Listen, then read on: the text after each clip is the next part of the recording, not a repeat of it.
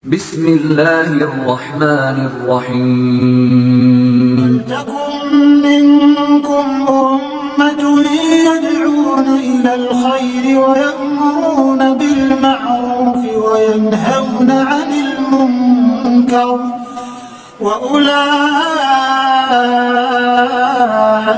هم المفلحون. Kalau dia sudah berniat, maka selanjutnya silakan kita siap-siap untuk bersahur ya. Jadi Ramadan pertama kali puasa, sejarah puasa, pertama kali Rasulullah SAW datang ke kota Madinah. Rasulullah SAW berpuasa mewajibkan kepada para sahabat puasa hari Asyura, yaitu 10 Muharram. Dan Rasulullah SAW di awal-awal datang ke kota Madinah suka untuk menyepakati ahlul kitab. Ya, dengan harapan ahlul kitab tersebut bisa masuk ke dalam Islam. Ya, Rasulullah SAW menyelisih orang musyrikin dan bersepakat dengan apa? Ahlul kitab di awal-awal Islam. Ya, makanya Nabi SAW waktu salat juga di awal-awal menghadap apa? Baitul Maqdis. Itu kiblatnya Yahudi. Namun setelah itu 16 bulan dirubah oleh Allah menghadap ke Ka'bah. Ya. Demikian juga Nabi SAW di awal datang kota Madinah puasa seperti ahlul kitab. Puasa hari Asyura. Hari Asyura puasanya hukumnya wajib. Kemudian setelah itu pada tahun 2 Hijriah turun firman Allah, ya ayyuhalladzina amanu kutiba alaikumusiyam kama kutiba alladzina min qablikum la'allakum tattaqun. Wahai orang yang beriman, diwajibkan sekalian berpuasa sebagian diwajibkan atas ahlul kitab sebelum kalian. Maka wajiblah puasa bulan Ramadan, maka akhirnya puasa Asyura hukumnya jadi mansukh dari wajib menjadi sunnah. Wajib menjadi apa? Sunnah. Awal tahun 2 Hijriah sehingga yang wajib jadi puasa Ramadan berapa hari? 1 bulan, 30 hari atau 29 hari. Namun di awal diwajibkan puasa bulan Ramadan sama, mirip dengan puasanya ahlul kitab. Sebagaimana penjelasan Ibnu Jarir At-Tabari, ahlul kitab dahulu mereka puasa tanpa sahur. Demikian juga para sahabat di awal diwajibkan puasa tanpa sahur. Aturannya, barang siapa yang sudah tidur malam sudah tidak boleh lagi makan dan minum. Artinya kalau ada seorang tidur jam 9, sudah enggak boleh makan lagi dan minum. Kalau dia terjaga jam setengah 10 kehausan, enggak boleh minum lagi. Kenapa? Kalau sudah tidur tidak boleh lagi makan dan minum. Dan inilah cara puasanya ahlul kitab. Berjalanlah puasa seperti ini puasa yang sangat berat. Sampai akhirnya terjadi suatu peristiwa, seorang sahabat namanya Qais bin Sirmah Al-Ansari radhiyallahu taala anhu, dia bekerja di siang hari, dia berpuasa, kemudian waktunya berbuka dia pulang ke rumah. Tanya sama istrinya, ada makanan buat berbuka atau tidak? Kata istrinya tidak ada. Sekali lagi sahabat ini tidak ngomel-ngomel. Kamu ini ngapain aja, saya kerja dari siang. Jadi para sahabat tuh orangnya sangat apa? Tidak suka ngomelin istrinya ya. Ya, sama istrinya juga tidak ngomelin suaminya sama. Maka istrinya bilang, tunggu saya cari makanan dulu. Istrinya pergi cari makanan, faghalabatu ainahu. Dia ngantuk ketiduran. Aturannya kalau sudah tidur enggak boleh apa? Makan. Akhirnya istrinya bawa makanan, lihat suaminya tidur, kata istrinya, khaibatan lak, rugi engkau wahai suamiku, rugi. Sudah enggak bisa makan, enggak bisa minum, enggak bisa berhubungan juga. Dalam sebagian riwayat, dalam riwayat mursal disebut oleh Ibnu Hajar, dia terbangun. Istrinya, kamu terbangun dia. Kamu belum tidur kan? Kata suaminya, sudah. Belum tidur? Sudah. Enggak boleh makan, enggak boleh minum. Akhirnya dia pun tidak makan terus sampai besok puasa lagi. Siang harinya ghusyiya alaihi, dia pun pingsan. Maka sampailah kabar ini kepada Nabi SAW bahwasanya Qais bin Sirmah pingsan.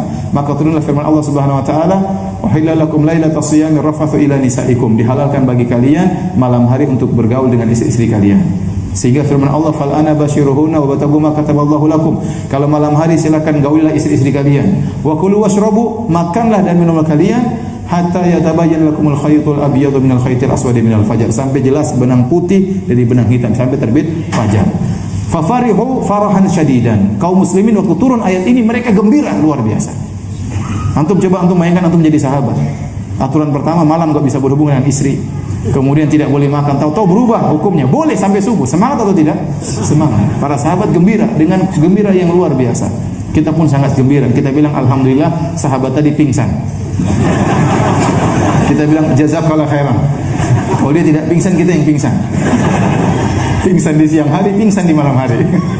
Baik hadirin hadirat yang rahmatullah subhanahu wa ta'ala, sejak itu maka berubahlah aturan, ada namanya sahur.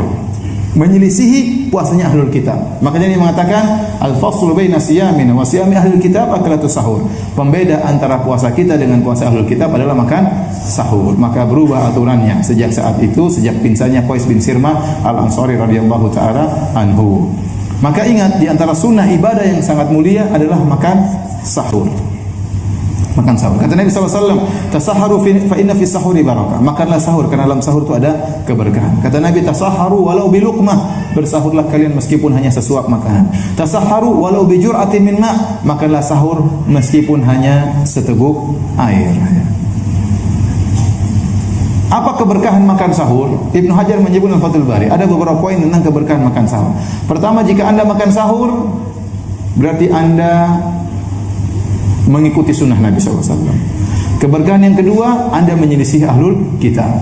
Keberkahan yang ketiga, Anda mendapati waktu mulia. Sahur itu waktu yang berkah. Karena di waktu sahur, Allah mudah memaafkan hamba-hambanya, Allah mudah mengabulkan doa hamba-hambanya, dan seterusnya. Wabil ashari hum yastaghfirun, kata Allah, di waktu sahur mereka beristighfar. Oleh karenanya ingat, sahar itu dalam bahasa Arab artinya akhirul lail, penghujung malam. Ya, menjelang subuh itu namanya waktu sahur. Makanya kalau ada orang makan sahur jam 1 malam, itu bukan makan sahur. Itu namanya makan malam. Untuk menghindari bahaya laten, bahaya lapar tengah malam. Jadi makan sahur itu menjelang apa? Sahur. Itulah waktu keberkahan. Kemudian di antara keberkahan sahur, Anda makan yang berkah. Sahur itu makannya berkah. Nah, kalau Anda makan yang berkah, ini akan berpengaruh dalam aktivitas ibadah Anda di siang hari. Meskipun Anda puasa, Anda semangat baca Quran, semangat sholat sunnah, kenapa Anda makan makanan yang berkah? Karena kita yakin keberkahan makanan berpengaruh dengan aktivitas keagamaan kita. Jadi bukan masalah saya kuat, saya nggak perlu sahur. Bukan masalah kuat-kuatan. Masalahnya Anda makan makanan yang apa? Berkah. Kemudian kata Ibnu Hajar, di antara keberkahan sahur akan menghindarkan orang dari akhlak yang buruk. Kok bisa? Karena kalau orang tidak makan sahur, dia kelaparan. Kalau orang kelaparan suka marah-marah. Dengan makan sahur, seorang tidak suka marah-marah. Kenapa? Perutnya sudah terisi. Ya. Banyak orang ngamuk-ngamuk, banyak orang ribut-ribut, banyak orang demo-demo, banyak diantaranya karena sebabnya masalah apa? Perut. Ya. Baik, hadirin dan hadirat yang dirahmati oleh Allah Subhanahu wa taala, dalam satu hadis kata Anas bin Malik an Zaid bin Thabit radhiyallahu ta'ala anhuma, Zaid bin Thabit berkata, tasahharna ma'an Nabi sallallahu alaihi wasallam. Kami makan sahur bersama Nabi sallallahu alaihi wasallam. Tsumma qama ila salat. Kemudian Nabi pergi menuju salat. Qultu, kata Anas bin Malik, kam kana baina sahur wal adzan? Berapa jarak antara sahur dan adzan? Adzan sini kata para ulama maksudnya antara adzan dan iqamah. Antara sahur dan iqamah. Kata Zaid bin Thabit, qadru 50 ayat, seukuran membaca 50 ayat. Baik. Ini hadis dalam Sahih Bukhari. Ada beberapa faedah yang bisa kita ambil dari hadis ini. Yang pertama, disyariatkannya sahur bersama. Disyariatkannya sahur bersama. Jadi bukan disyariatkan bukan cuma buka bersama. Ya, bukan cuma bukber, ada juga sarber, ya, sahur bersama. Ya. Jadi yang mau kasih sumbangan jangan cuma sumbangan apa? Berbuka puasa. Sahur juga kasih apa? Sumbangan, terutama tatkala ada i'tikaf. Karena di antara sunnah adalah makan sahur bersama. Jadi kalau Anda diundang sama teman, ya akhi, makan sahur di rumah saya, Anda penuhi dalam rangka menjalankan sunnah Nabi sallallahu alaihi wasallam. Tapi kalau Anda tidak diundang, jangan ketuk rumah orang. Baik, yang kedua, faedah dari hadis ini pula yaitu bagaimana para sahabat mengukur waktu dengan bacaan Quran. Kenapa? Karena kehidupan mereka penuh dengan ibadah. Orang-orang Arab dahulu mengukur waktu bukan dengan perkara akhirat, tapi dengan perkara duniawi. Kata mereka, seukuran menyembelih seekor onta, seukuran menyembelih seekor kambing misalnya. Kalau para pelaku maksiat mengatakan seukuran minum 2 cangkir arak misalnya. Ya. Tapi para sahabat mengatakan seukuran membaca 50 ayat Al-Quran. Ya, karena mereka selalu ingat dengan hari akhirat. Ya. Yang ketiga, ternyata jarak antara sahurnya Nabi sampai qomat cuma baca 50 ayat. 50 ayat mungkin setengah jam. Ya. Atau dalam tafsiran yang lain, jarak antara sahur dengan adzan. Jadi 15 menit atau 20 menit, 30 menit. Jadi Nabi kalau diartikan qomat, antara sahur dengan qomat cuma baca 50 ayat, berarti Nabi berhenti sahurnya menjelang apa? Menjelang adzan. Jadi ini menunjukkan bahwasanya sunnah mengakhirkan sahur. La yazalun nasu bi khairin ma ajjalul fitr wa akharus sahur. Kata Nabi sallallahu alaihi wasallam, senantiasa manusia dalam kebaikan jika mereka menyegerakan berbuka dan mengakhirkan sahur. Baik. Sahur sampai kapan? Sahur ada batasan akhirnya, limitnya sampai azan subuh. Kalau sudah azan subuh harus berhenti, tidak boleh dilanjutkan. Karena Allah telah menjelaskan dengan dalam Al-Quran dengan jelas, hatta yatabayyana lakumul khaytul abyadu minal khaytil aswadi minal fajar, sampai jelas benang putih dari fajar, terbit fajar, azan subuh harus berhenti. Nabi berkata dalam hadisnya, ya, inna Bilalan yu'adzinu bil-lail, sungguhnya Bilal itu azan pertamanya di malam hari. Wa kulu washrabu, maka makanlah dan minumlah kalian hatta yu'adzina Ibnu Ummi Maktum, sampai Ibnu Ummi Maktum azan kedua, azan yang kedua. Kalau Ibnu Ummi Maktum sudah azan kedua, maka harus berhenti. Hadis-hadis ini sangat jelas dan ayat sangat jelas. Dari sini jumhur ulama berpendapat, barang siapa yang sudah mendengar azan kemudian nekat makan dan minum, maka puasanya tidak sah. Tapi ada hadis memang, ya, Rasulullah SAW mengatakan, "Idza sami'a ahadukum nida wal ina'u fi yadihi fala yadh'u hatta yaqdi hajatahu." Jika salah seorang dari kalian mendengar azan sementara gelas atau makanan di tangannya, maka jangan dia letakkan sampai dia selesaikan hajatnya. Hadis ini diperbincangkan oleh para ulama. Sebenarnya mengatakan hadis ini mauquf, tidak sahih, ijtihad sebagian sahabat dan tidak marfu dari Nabi SAW. Sebenarnya mengatakan hadisnya dhaif. Sebenarnya mengatakan hadisnya sahih tapi harus ditakwil. Kenapa harus ditakwil? Karena bertentangan dengan soreh ayat, bertentangan dengan hadis-hadis yang sahih. Maka dengan kalian sampai dengar azan subuh. Sementara dalam hadis ini kalau dengar azan masih makan dan minum. Sebenarnya mentakwil, maksudnya kalau Anda mendengar azan sementara orang tersebut tidak amanah dalam azan, maka silakan makan dan minum. Atau Anda ragu dia azan benar atau tidak, silakan makan dan minum. Intinya, ya, jumhur ulama berpendapat hadis ini kalaupun diamalkan dianggap sahih, maka rukhsah, keringanan. Kalau Anda lagi dengar azan, segera minum, selesaikan. Adapun sebagian orang yang bergampang-gampangkan, sudah azan masih makan, masih minum, masih santai, ya. Ini tidak boleh. Ini berarti puasanya batal. Ya, karena sebagian orang ada yang seperti itu. Sudah dikumandangkan azan, istrinya tegur, "Mas, sudah azan." "Papi sudah azan." "No, santai. Papi tahu hadisnya, santai." Papi tahu hadisnya. Itu telur goreng dulu. "Papi sudah azan." "Santai aja, Papi tahu hadisnya." Goreng kerupuk turunin, sambal terasi turunin. Ini enggak benar. Yang lebih menakjubkan dari hal ini pernah saya dengar, ada salah seorang di pondok, ya. Ini pondok sebagian ikhwan, ya. Dulu saya, alhamdulillah sekarang sudah banyak perubahan. Dulu ada kesan ingin menyelisih masyarakat. Jadi semangat berbuka sebelum masyarakat. Dan saya pernah mendapati komunitas seperti itu. Jadi kita tinggal di pondok, sudah menjelang maghrib, tunggu, ayo, kamu naik lantai 3, lihat ada matahari enggak? Sudah tidak ada, bukan. Masyarakat belum ada yang azan. Di lantai 3 tidak, ya gimana mau lihat banyak bambu, banyak pohon, banyak. Lihat mataharinya ada tapi ente enggak kelihatan karena ente naik lantai 3, naik lantai 100 baru. Jadi akhirnya semangat menyelisih masyarakat. Kita menjalankan sunnah berbuka dengan segera, masyarakat terlambat. Bukan terlambat-terlambatan, mataharinya yang benar, lihat ada atau tidak. Demikian juga masalah sahur. Ingin mengakhirkan sahur sehingga berlebihan. Ini kejadian nyata. Saudara saya cerita, kerabat saya cerita. Kami tidur di suatu pondok, sholat lail bersama, 10 hari terakhir makan sahur bersama. Sudah tiba waktu azan subuh, seorang santri berkata, "Ustaz, saya azan dulu ya." "Ustaz, saya azan." Kata ustaznya, "Jangan dulu, saya masih makan, jangan dulu." Jangan dulu. Jadi Allah berfirman, "Makan dan minumlah kalian sampai terbit fajar." Allah tidak berfirman makan dan minum kalian sampai ustaz kenyang, kan? Jadi ini hati-hati, tidak boleh main-main dalam hal ini. Barang siapa sudah dengar azan harus berhenti. Allah sudah kasih limit, Nabi sudah kasih limit. Ya. Kalau ada ijtihad benar, ada ijtihad dari sebagian salaf. Ingat, yang jadi dalil bukan sebagian salaf, ijma' salaf yang merupakan dalil. Ya. Sebagian salaf ada yang sengaja tutup pintu terus makan, itu ijtihad mereka. Bukan dalil menyelisih hadis Nabi sallallahu alaihi wasallam. Tidak semua mereka menguasai hadis-hadis Nabi sallallahu alaihi wasallam. Oleh karena saya katakan, pendapat jumhur ulama, kalau sudah dengar azan harus apa? Berhenti.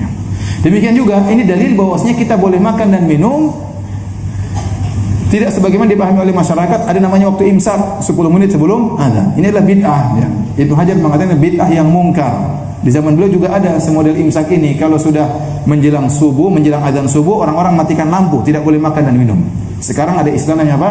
Imsak. Ya. Jadi kalau 10 menit lagi, lama 10 menit. Seandainya imsak 1 menit masih mending. Ini 10 menit sebelum azan subuh sudah teriak di masjid, imsak, imsak, imsak. Padahal 10 menit waktu efektif, bisa nambah sepiring, 2 piring juga boleh. Dan masih bisa berhubungan dengan istri ya. Jadi jangan diharamkan apa yang dihalalkan oleh Allah Subhanahu wa taala. Baik. Kita lanjutkan. Allah menggandengkan 3 perkara, berhubungan, makan dan minum sampai menjelang subuh. Kata Allah, "Fal ana basyiruhunna." Di malam hari silakan menggaul istri-istri kalian. Kemudian kata Allah, "Wa kulu washrabu." Makan dan minumlah kalian sampai terbit fajar. Sebagaimana kita boleh makan dan minum sampai 1 detik sebelum azan subuh, demikian pula kita boleh berhubungan dengan istri sampai 1 detik sebelum azan subuh. Tapi kalau Anda berhubungan, dengar azan harus selesai. Tidak boleh lanjutkan. Sama aturannya. Kalau Anda lanjutkan berarti puasa Anda apa? Batal ya. Jangan bilang papi tahu hadisnya ya. Ini batal total ya, buyar puasa Anda. Jangan bilang papi tahu hadisnya ya. Kalau ada yang suaminya bilang gitu, bilang ya mami juga tahu hadisnya dhaif papi. Baik. Hadirin hadirat yang dirahmati Allah Subhanahu wa taala, dari sini kita tahu jika seorang dibolehkan oleh Allah untuk berhubungan dengan istrinya sampai 1 menit sebelum adzan subuh, maka kemungkinan besar dia akan bertemu adzan dalam kondisi junub. Dalam kondisi apa? Junub dan belum sempat mandi junub, karena mandi junub butuh waktu. Oleh karenanya terjadi khilaf di kalangan para sahabat di zaman Khalifah Marwan. Ada fatwa dari Abu Hurairah radhiyallahu anhu bahwasanya barang siapa yang mendapati adzan subuh dalam kondisi junub, maka puasanya tidak sah. Abu Hurairah beristihad, dia berfatwa. Mungkin dia mendengar hadis atau hadisnya sudah mansukh. Maka Marwan menyuruh sebagian sahabat untuk bertanya kepada istri-istri Nabi. Maka berangkatlah sebagian sahabat atau tabi'in menuju ke istri-istri Nabi, yaitu ke Aisyah dan Ummu Salamah, bertanya tentang perihal hal ini. Maka Ummu Salamah dan Aisyah radhiyallahu anhuma berkata, "Kana an-nabiy sallallahu alaihi wasallam yudrikuhul fajr wa huwa junubun min ahlihi." Ya. Tsumma iktasala wa shalla. Ya. Nabi sallallahu alaihi wasallam mendapati fajar dalam kondisi junub min ahlihi, karena bergaul dengan istrinya. Dalam sebagian riwayat min ghairi ihtilamin, bukan karena mimpi basah. Beliau junub karena bergaul dengan istrinya. Setelah itu beliau mandi, kemudian beliau apa? Salat. Ini dalil tidak mengapa seorang mendapati subuh dalam kondisi junub. Misalnya seorang berhubungan dengan istrinya di malam hari, kemudian dia malas mandi junub karena dingin dan macam-macamnya, nanti aja lepas subuh. Habis sahur baru dia mandi junub. Azan dia sedang mandi junub enggak jadi masalah. Azan dia masih dalam kondisi junub tidak jadi masalah. Ya. Ini juga peringatan bagi kita. Hendaknya antara adzan dan iqamat, hendaknya waktunya, intervalnya agak panjang. Kenapa? Karena Nabi SAW mandi junub, ya. Kemudian pergi ke masjid, kemudian masih sempat sholat 2 rakaat sebelum apa? Subuh, ya. Dan ini yang dipraktikkan di Arab Saudi, interval jarak antara azan subuh dengan qomat sekitar 25 menit atau sampai 30 menit, ya. Di tanah air kita terkadang cuma 5 menit. Jarak antara azan pertama dengan apa? Azan dengan apa? Qomat. Cuma 5 menit. 2 rakaat, kemudian salam-salam, kemudian qomat. Ya, dan ini tidak benar. Ini menyelisih sunnah. Ya. Kalau ente junub kemudian gimana? Ente mandi sampai di masjid sudah buyar semuanya. Ya. Apalagi seorang mengumandangkan azan. As-salatu khairu minan naum. Orang terbangun. As-salat lebih baik daripada tidur. Kemudian dia pergi ke toilet, dia buang air, sikat gigi, kemudian dia berwudu, jalan sampai masjid, salat sudah selesai. Jadi as-salat khairu minan naum. Ente bilang tadi salat lebih baik daripada tidur. Saya sudah datang, ente sudah selesai. Nah, jadi harus ada interval antara adzan dengan iqamah. 10 menit kah atau 15 menit itu sudah baik. Kira-kira persiapan cukup orang untuk apa? Mandi junub, untuk datang ke masjid. Bagaimana dengan wanita yang haid? Ini diperselisihkan oleh para ulama. Wanita yang haid, ibu-ibu dengar baik-baik ibu-ibu. Jangan ngobrol sendiri ibu-ibu ya. Apalagi ngobrol bersama ya. Kalau wanita haid di tengah malam dia suci, jam 2 suci ternyata. Kemudian dia sahur, dia belum mandi junub, belum mandi janabah. Kemudian dia belum mandi janabah, sudah terdengar azan. Bagaimana puasanya? Sah atau tidak? Sah ya. Ada khilaf ya. Sebenarnya mengatakan tidak sah karena tidak bisa dikiaskan antara haid dengan junub. Sebenarnya mengatakan sah. Ini pendapat jumhur ulama ya.